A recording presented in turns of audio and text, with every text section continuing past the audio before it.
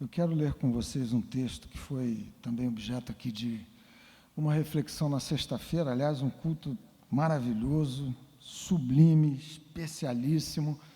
Na sexta passada, pastor Henrique Calado pregou justamente sobre esse texto e eu quero voltar a ele, dado que hoje nós celebramos aqui a ressurreição do Senhor. E ressurreição, você sabe bem, tem a ver com vitória sobre a morte.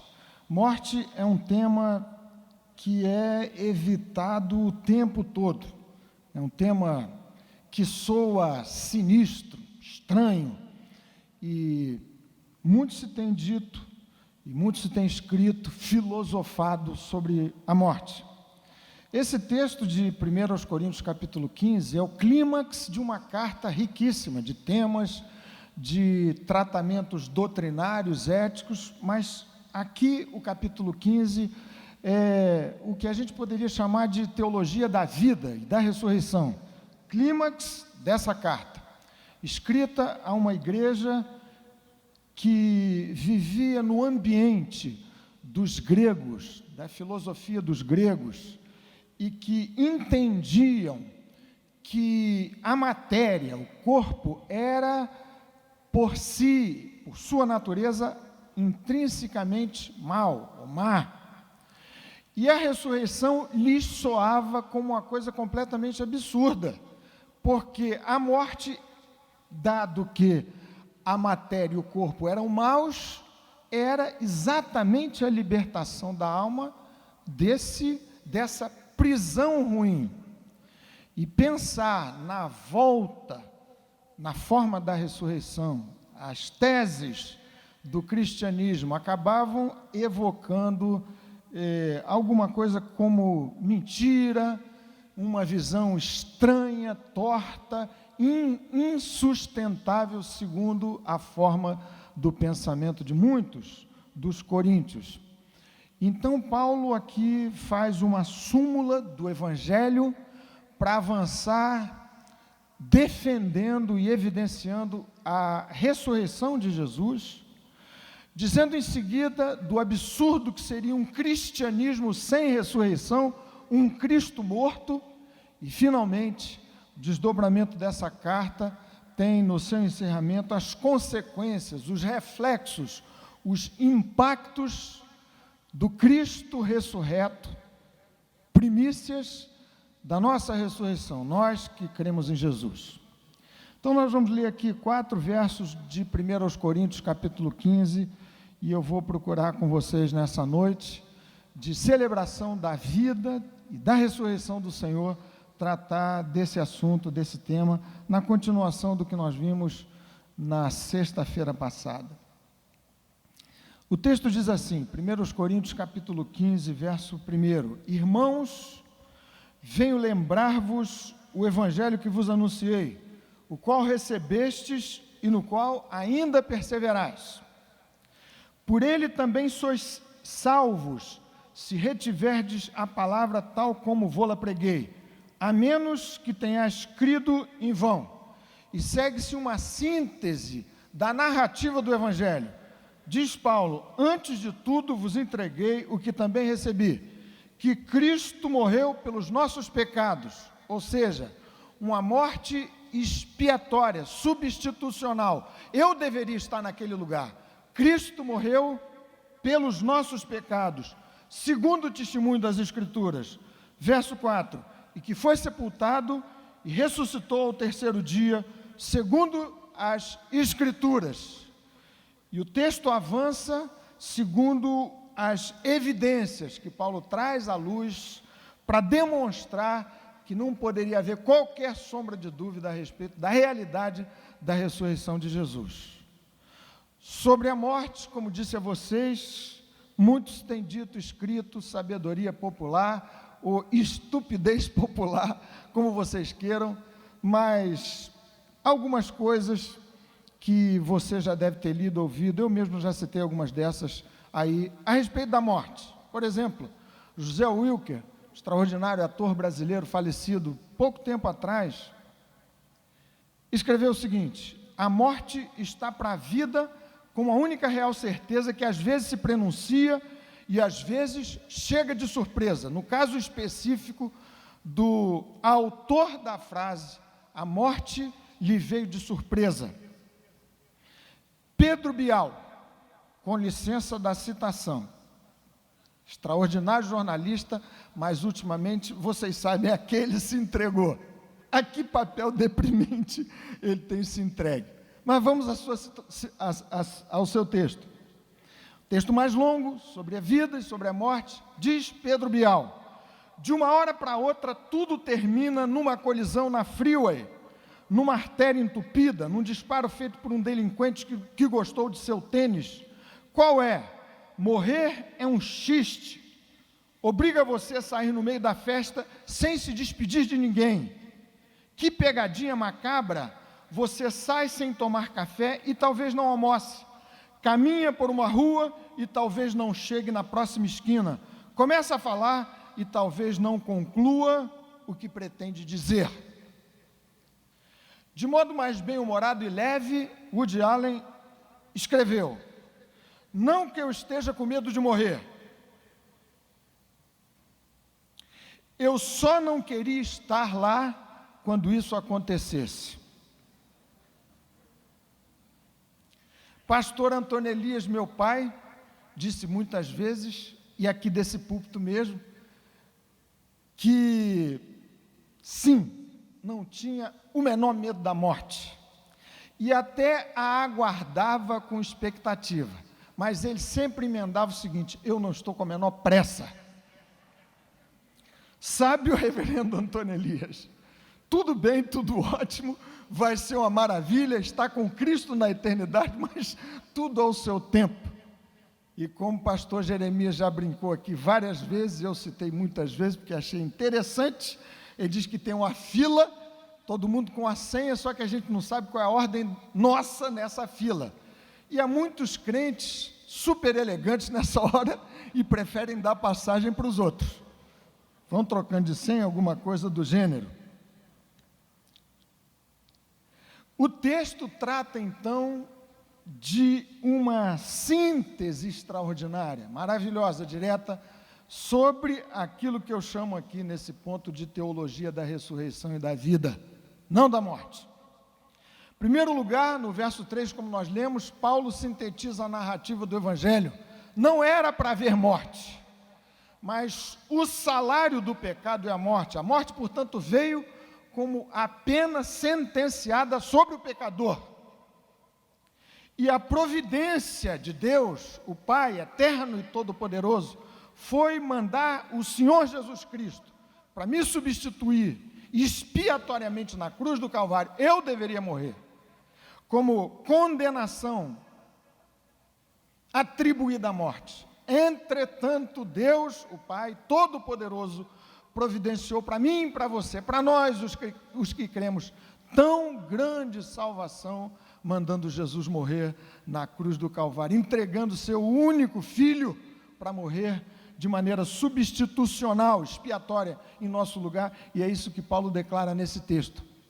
Mas a narrativa do Evangelho não para na morte, como nós vimos na sexta-feira de maneira tão brilhante aqui com o pastor Henrique Calado. Ao terceiro dia, o Senhor Jesus ressuscitou. E então, nesse ponto, Paulo passa a evidenciar, com alguns argumentos muito sólidos, as bases para se crer que, de fato, Jesus não permanecera preso à morte.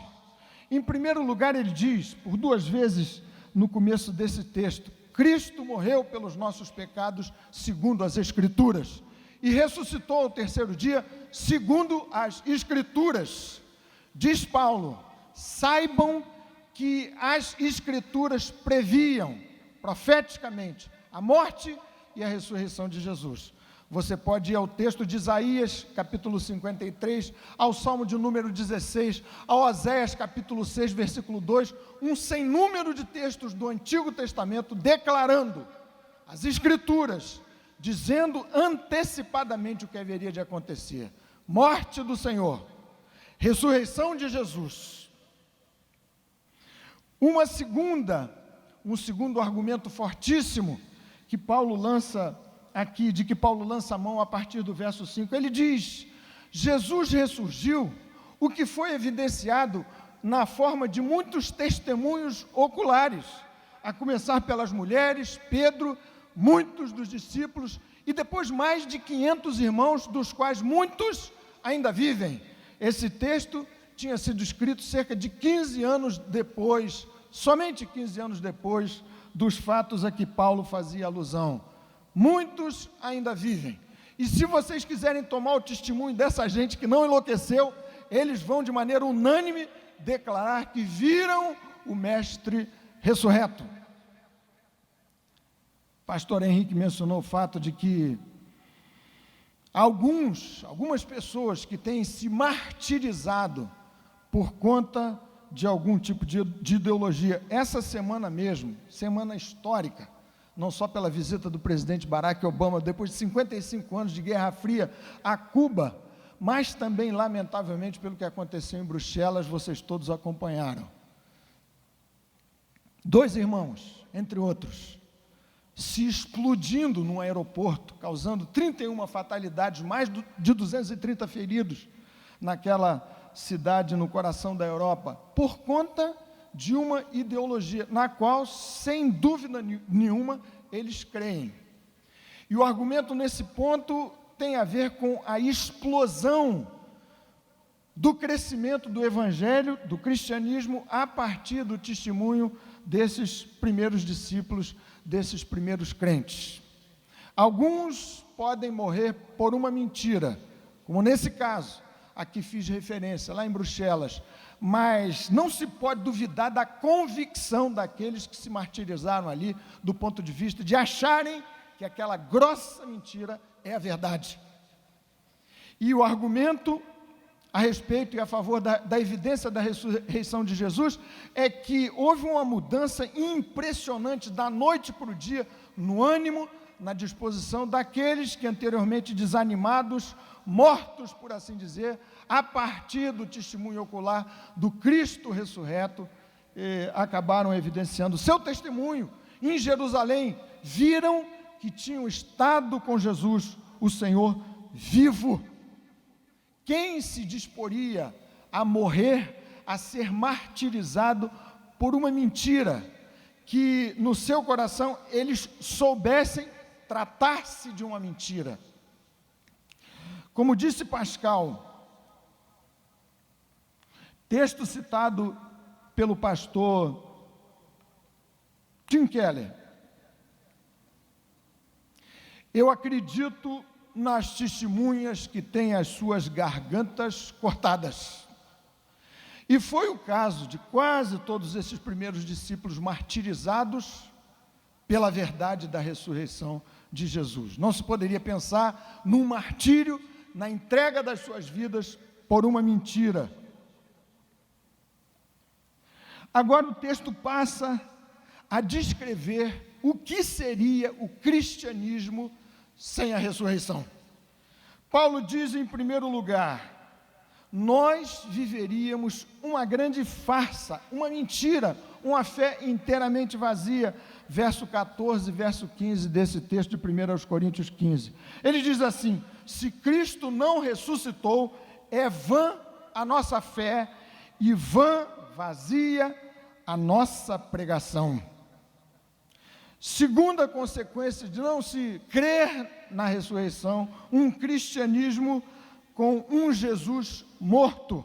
Diz Paulo: se Cristo não ressuscitou, vocês todos ainda permanecem subjugados ao seu próprio pecado. Se Cristo não ressuscitou, verso 17 desse mesmo capítulo 15 de 1 Coríntios, é vã a vossa fé e ainda permaneceis nos vossos pecados. É claro, um Cristo morto, sem ressurreição, não seria um Cristo justificado, mas um Cristo condenado, sem a menor possibilidade de justificar os pecadores. E Paulo avança na sua argumentação para demonstrar o absurdo do que seria um cristianismo sem um Cristo ressurreto e vivo. Ele diz, verso 18, esse tipo de cristianismo seria um cristianismo sem qualquer esperança diante da morte. Essa espada que pende como espada de Damocles sobre as nossas cabeças, prestes a cair, diz Paulo no verso 18, e ainda mais, se não há ressurreição, os que dormiram em Cristo pereceram. E ele diz, pereceram, morreram definitivamente.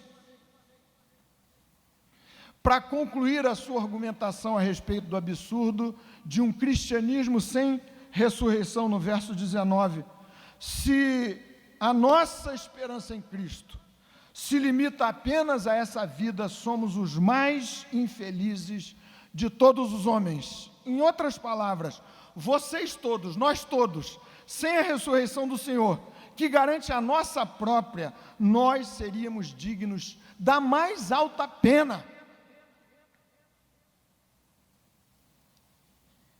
Seguem-se, então, as consequências, os impactos, os reflexos da ressurreição de Jesus na vida daqueles que creem no Evangelho nos termos daquilo que Paulo o havia apresentado. Pastor Henrique, na sexta-feira, apresentou aqui 4 desdobramentos, impactos da ressurreição na nossa vida. Eu quero me permitir apresentar mais 4, na riqueza maravilhosa desse texto, da teologia da vida e da ressurreição. Primeiro lugar, verso 20 do capítulo 15, se você quiser, você leia e acompanhe esse texto comigo. Verso 49, do mesmo capítulo. Mas, de fato, Cristo ressuscitou dentre os mortos, verso 20. E assim, verso 49, como trouxemos a imagem do que é terreno, referência a Adão, devemos trazer também a imagem do celestial.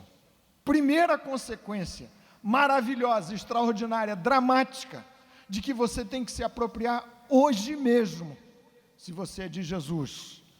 Se Cristo ressuscitou, e de fato Ele ressuscitou, garantindo a minha e a sua ressurreição, nós podemos, desde já, vencer o pecado. Significa dizer, a culpa resultante do pecado. Você, que é crente em Jesus, não precisa viver debaixo do algoz horroroso da consciência de culpa, da acusação, de obras mortas, do que ficou para trás, dos seus fracassos, e há muitos deles a contar, nossos. Porque Jesus ressuscitou, eu posso vencer o pecado na forma da culpa associada ao pecado. Porque Jesus ressuscitou, diz Paulo, de fato o Senhor ressuscitou, eu posso vencer o pecado na forma do seu poder. Isto quer dizer, como Paulo indica, no final desse mesmo capítulo, que o ferrão, o aguilhão da morte, que é o pecado, e a referência é uma espécie de veneno, fruto de uma mordida de uma cobra altamente venenosa, que inoculou o seu veneno no organismo daquele que havia sido mordido por essa chaga horrorosa, por esta serpente. Ele diz, porque Jesus ressuscitou, e tudo quanto Ele fez na cruz do Calvário por nós, culminando com o poder que o fez ressurgir ao terceiro dia, eu posso vencer na minha vida própria o pecado, o poder do pecado. Escrevendo aos Romanos, diz Paulo, o pecado não terá mais domínio sobre vós, que viveis sob a égide da graça. Você pode, por mais surpreendente que isso lhe possa parecer, crescer a cada dia, se tornar uma pessoa melhor a cada dia. Eu sei que muitos de nós, quem sabe, quando lidam com determinados aspectos da sua vida pessoal, do seu próprio caráter, cansam-se dos seus próprios fracassos, cansam-se de olharem no espelho todo dia. Porque Jesus ressuscitou, você pode acessar o poder da ressurreição, a respeito do qual Paulo faz referência a Filipenses capítulo 3, versículo 10, diz ele: conquistado por Jesus, avanço para conhecê-lo mais e mais, e para provar na minha vida pessoal o poder da ressurreição, livre do aguilhão da morte, que é o pecado, agora pronto para caminhar na direção da recuperação da imagem de Cristo no meu próprio ser, a cada dia e a cada hora, até aquele glorioso dia em que eu, ressurreto, serei incorruptível, não poderei mais pecar, mas agora mesmo, no dizer dos reformadores, eu posso não pecar. Significa dizer, o Espírito Santo aplicando o poder do sangue de Jesus na minha vida, o poder do seu próprio Espírito, o poder que fez Jesus ressurgir de entre os mortos ao terceiro dia, me permite viver uma vida cada vez mais santa, livre do pecado, da culpa do pecado, do poder do pecado, da sentença gravíssima que pesa sobre todo pecador sem Cristo, a morte. Segunda consequência direta do fato da ressurreição de Jesus, que garante a ressurreição dos que creem no Senhor Jesus Cristo, a Ele entregam suas próprias vidas. Cessa esta sofreguidão por aproveitar a vida, entre grandes e grossas aspas, que marca o coração de quem anda vagueando sem Jesus. Essa ideia de que se tem que aproveitar a vida, porque a vida é curta, como disse Cazuza, num dos seus versos, vida louca, vida breve, quero que você me leve. Ou como uma cantora jovem, falecida muito recentemente, garotada certamente conhece, vários de vocês conhecem, Amy Winehouse, inglesa, extraordinária cantora, morreu de overdose. Ela disse a respeito da sua própria biografia super turbulenta e errante: eu morri várias vezes. Por causa da ressurreição de Jesus, que garante a minha própria, eu não preciso viver sofregamente a buscar aproveitar a vida nesses termos e dessa forma. Verso 32, parte final, diz Paulo na sua argumentação a respeito das evidências e reflexos da ressurreição: se os mortos não ressuscitam, e eu haverei de ressuscitar por conta do fato da ressurreição do meu Senhor, diz ele, se os mortos não ressuscitam, comamos e bebamos, porque amanhã morreremos.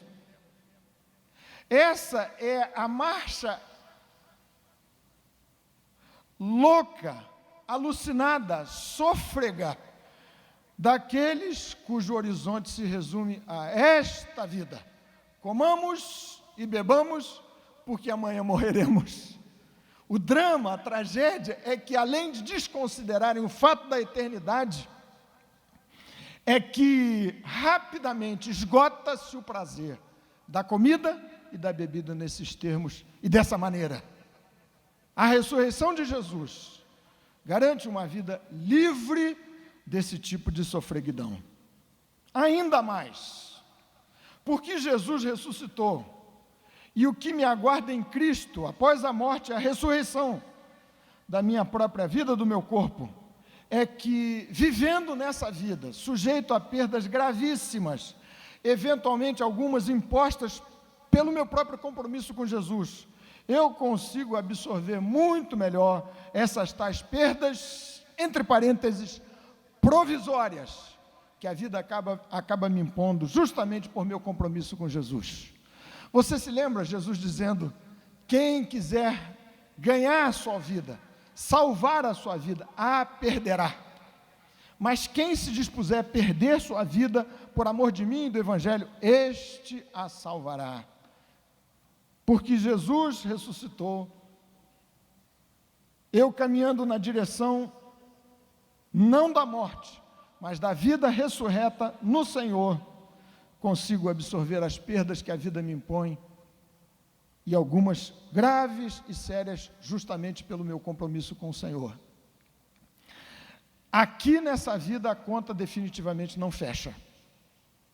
E se o seu horizonte se reduz a essa vida, do zero à sua idade final, cá nesses sítios, certamente essa conta não fecha. E eu me arrisco a afirmar que não fecha deixando um enorme déficit na coluna de perdas. O bottom line é prejuízo no certo. E o que Paulo afirma é que a construção da contabilidade da minha vida em Jesus vai se fechar na eternidade. Verso 30, verso 31, verso 32 desse mesmo capítulo, diz ele: e por que também nós nos expomos a perigos a toda hora? Dia após dia morro. Eu protesto, irmãos, pela glória que tenho em Cristo Jesus nosso Senhor, se como homem lutei em Éfeso com feras, que me aproveita isso? Diz ele, se não houver ressurreição, eu ando a perder, numa conta que não se fechará aqui nessa terra. Porque Jesus ressuscitou, garantindo a minha própria ressurreição, posso me entregar muito mais firmemente, de maneira inteira e disponível para a obra do Senhor, nos termos da sua chamada pessoal. Obra do Senhor não significa você largar tudo, sua profissão, seu ofício, e se dedicar ao pastorado em tempo integral, ou ser missionário. Não necessariamente. Significa você consagrar toda a sua vida, suas palavras, seus recursos, sua inteligência, sua profissão, seu ofício, os seus braços, suas mãos, seus amores ao Senhor, sobre todos os outros amores e paixões da sua vida. Porque Jesus ressuscitou, você está marchando na direção da morte, a que se seguirá a ressurreição. Você pode, deve, aliás, se entregar muito mais completamente, com toda a firmeza e alegria à obra do Senhor. Verso 58. Portanto, meus amados irmãos, sede firmes e inabaláveis e sempre abundantes na obra do Senhor, sabendo que no Senhor o vosso trabalho não é vão. Entreguem-se à obra do Senhor, diz Paulo, de maneira resoluta, firme, sejam estáveis, não ciclotímicos na sua disposição de fé, porque Jesus ressuscitou e vocês em Cristo haverão de ressuscitar um dia. Entreguem-se a essa bendita obra de maneira abundante, todo o seu coração, porque o Senhor ressuscitou. Já citei aqui, me permitam citar outra vez, um discurso, pelo menos um trecho de um discurso célebre de Steve Jobs, proferido em 2005 para um grupo de estudantes numa universidade, grande universidade americana, na Califórnia, Stanford. Ele fez um discurso de formatura para um grupo de estudantes e, entre outras coisas, ele disse o seguinte, vejam só: lembrar que estarei morto em breve é a ferramenta mais importante que já encontrei para me ajudar nas grandes escolhas da vida. O horizonte da morte fazia Steve Jobs gerenciar o seu tempo e as suas escolhas segundo o seu próprio testemunho pessoal de maneira muito diferente da ausência do horizonte da morte. Sábio Steve Jobs, que morreu precocemente de um câncer devastador, você conhece a história.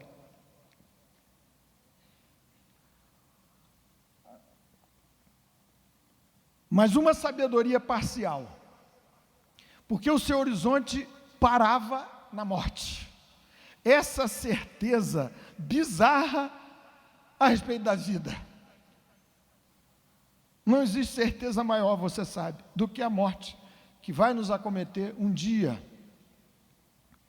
Se, além da certeza da morte, você em Cristo goza da certeza absoluta da ressurreição, por conta do que Cristo fez na cruz do Calvário, a que se seguiu a sua própria ressurreição, você pode se entregar completamente à obra missionária, sentido lato do termo, onde quer que Deus o tenha colocado e chamado para servi-lo, de maneira disponível, abundante e total. Você sabe que existe alguma coisa a fazer, que vale a pena fazer, que as recompensas em se fazer aquilo que se deve fazer em Jesus, não se dará exclusivamente no ambiente dessa vida, há recompensas para a eternidade, o que inclui nossa vida ressurretos no Senhor.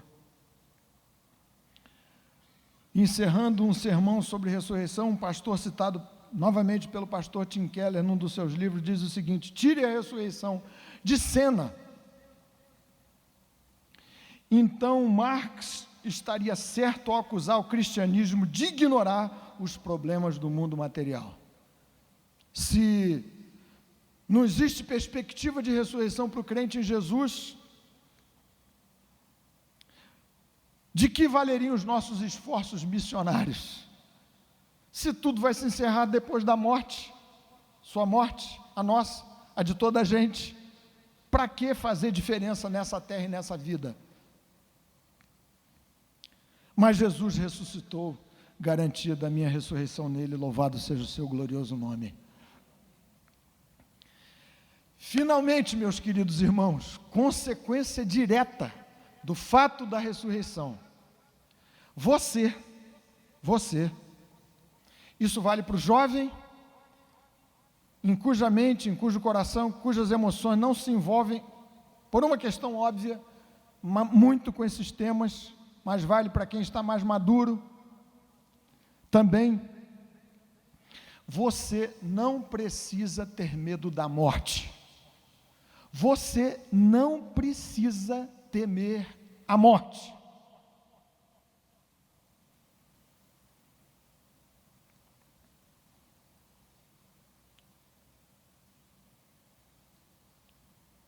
Suzana Vieira, atriz brasileira conhecida de todo mundo, a propósito dessa situação disse, acho que já citei até daqui alguma vez, eu não estou preparada, falando a respeito da morte, para esse capítulo da novela da minha vida. De certo modo, nenhum de nós está. Mas em Jesus, você e eu, podemos viver sem a agonia, a angústia, aquilo que o escritor aos Hebreus chama de escravidão por toda a vida, que tem a ver com o pavor da morte. Texto de Hebreus capítulo 2, versículo 14, versículo 15. Jesus morreu em meu lugar, assumiu a minha própria morte, e diz o escritor da carta aos Hebreus, para que por sua morte destruísse aquele que tem o poder da morte, a saber, o diabo, e livrasse a todos os que, pelo pavor da morte, estavam sujeitos à escravidão por toda a vida. Porque Jesus ressuscitou, eu haverei de ressuscitar um dia. A morte não será o encerramento da minha vida. Eu não preciso temer a morte física. Verso 26, verso 54, verso 55 desse texto. O último inimigo a ser destruído é a morte, diz Paulo. E de maneira gloriosa, retumbante, ele encerra o capítulo 15 dizendo, tragada foi a morte pela vitória. Onde está, ó morte, a tua vitória? Onde está, ó morte, o teu aguilhão? Tragada foi a morte pela vitória. Onde está, ó morte, a tua vitória? Onde está, ó morte, o teu aguilhão? Louvado seja o bendito e glorioso nome do Senhor. Por mais dolorosa que nos soe o caminho que eventualmente alguns terão que percorrer, duro, difícil, de traumas, de enfermidades graves e sérias na direção da morte, eu não preciso temer a morte, porque Jesus a venceu. E Paulo pôde exclamar desta forma: tragada foi a morte pela vitória. Onde está, ó morte, a tua vitória? Onde está, ó morte, o teu aguilhão? Bendito seja o glorioso nome do Senhor. Amém. Louvado seja o seu nome. Amém. Curve a sua cabeça, feche os seus olhos um momento.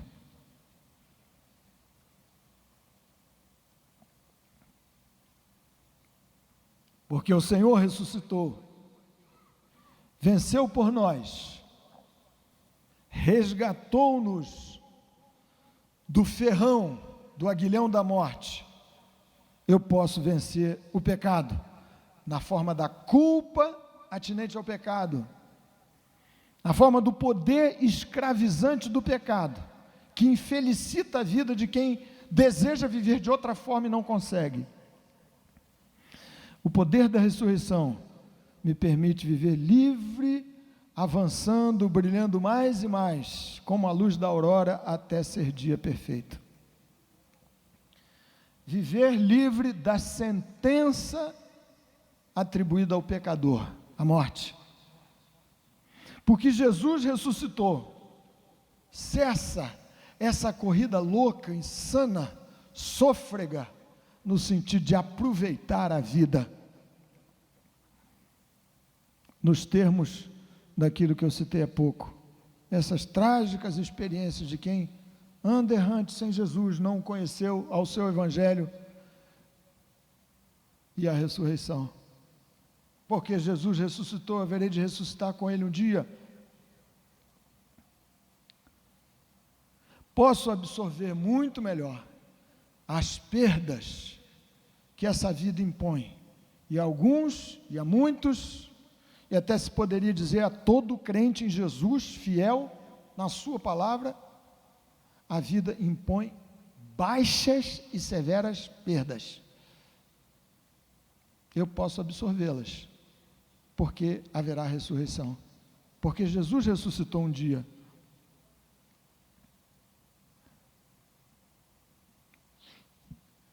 Posso me consagrar mais firmemente, de maneira completa, ao Senhor da minha vida, ser uma flecha a alcançar os alvos definidos pelo meu Senhor,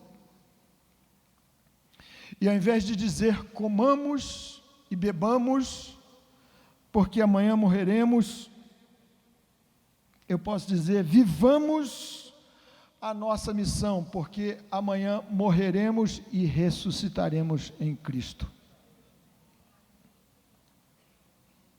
Porque Jesus venceu a morte. Onde está a morte, a tua vitória? Eu não preciso viver sob a sombra apavorante do medo da morte. Como pastor, especialmente nesses últimos meses, tempo integral, tenho participado de vários funerais, de gente conhecida, gente crente, de pessoas que, pelo menos aparentemente, não se entregaram ao Senhor. Que diferença imensa, enorme. A esperança, a convicção, a confiança no meio da dor, da partida, da perda, da saudade, que jaz no coração do que tem a Jesus. Que diferença para o coração apavorado, vivendo o drama da separação, sem a convicção da ressurreição. Se você não tem a Jesus,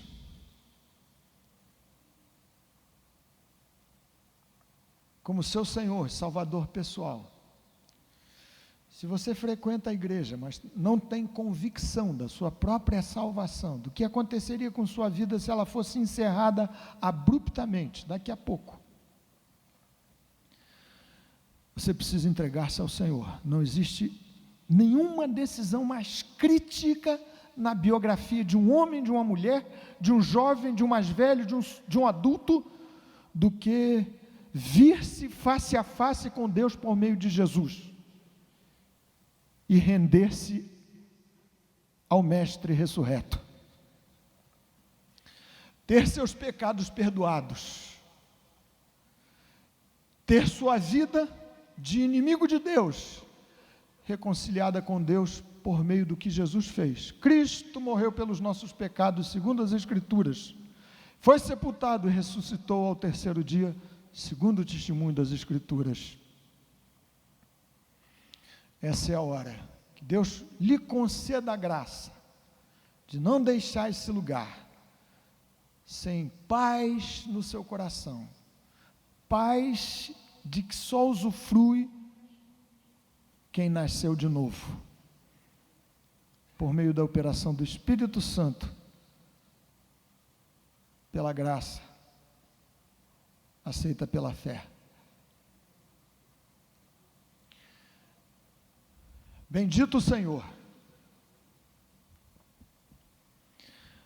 louvamos o teu nome,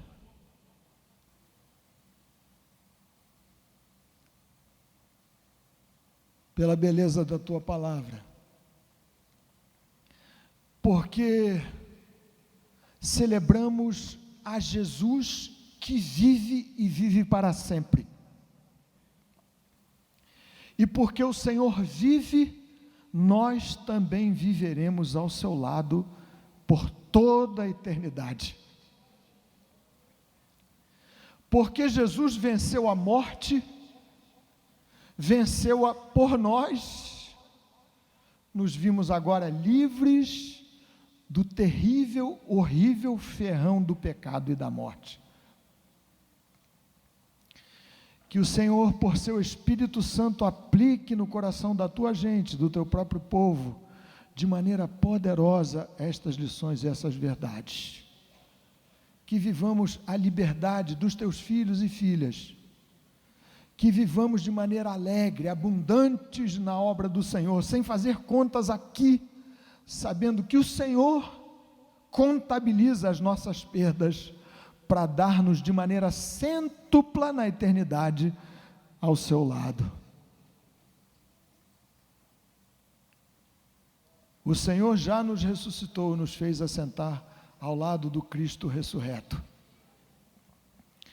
Louvado seja o teu glorioso nome. Te bendizemos em nome de Jesus. Amém. Amém.